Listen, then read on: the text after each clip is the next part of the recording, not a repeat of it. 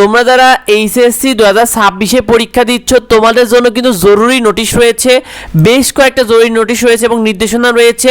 এই বিষয়টা তোমাদের জন্য অনেক জরুরি।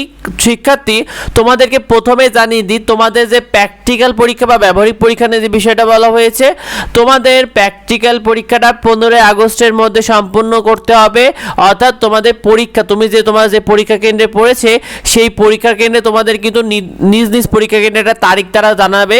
সেই তারিখ অনুযায়ী সেটা কিন্তু 15 আগস্টের মধ্যে তোমাদের সকল প্র্যাকটিক্যাল পরীক্ষাগুলো হয়ে যাবে।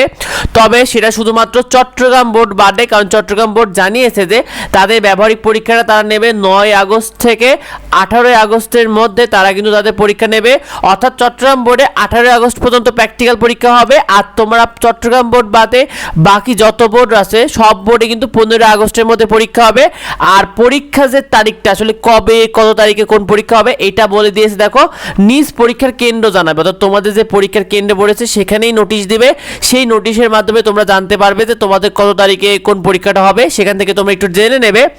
আরেকটা বিষয় এরপরে জানিয়ে দিয়েছে তারা, সেখানে বলা হয়েছে যে তোমাদের ব্যবহারিক পরীক্ষার নামে যদি অতিরিক্ত অর্থ তোলে, অর্থাৎ যদি পরীক্ষার কেন্দ্র তোমাদের কাছ থেকে প্র্যাকটিক্যাল পরীক্ষা বাবদ কোনো প্রকার কোনো টাকা পয়সা নিয়ে থাকে, তাহলে তাদের বিরুদ্ধে কিন্তু আইনগত ব্যবস্থা নেওয়া হবে, এটা বলা হয়েছে। সুতরাং এই বিষয়টা তোমরা সচেতন থাকবে যেন তোমাদের থেকে পরীক্ষার কেন্দ্র কোনো অতিরিক্ত টাকা না নিতে পারে। এরপরে যে জরুরি বিষয়টা রয়েছে শিক্ষার্থী, সেটা হলো ইতিমধ্যে চট্টগ্রাম বোর্ডে তো স্থগিত পরীক্ষার সময়সূচি বা রুটিন তারা প্রকাশ করেছে।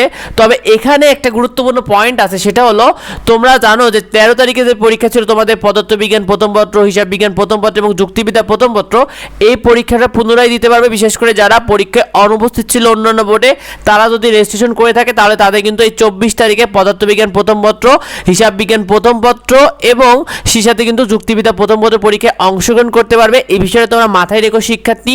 আর এই বিষয়গুলো তোমার বন্ধুরা অনেকে ঠিকমতো জানে না, তাই অন্যদেরকে শেয়ার করে দাও যাতে অন্যরা জানতে পারে।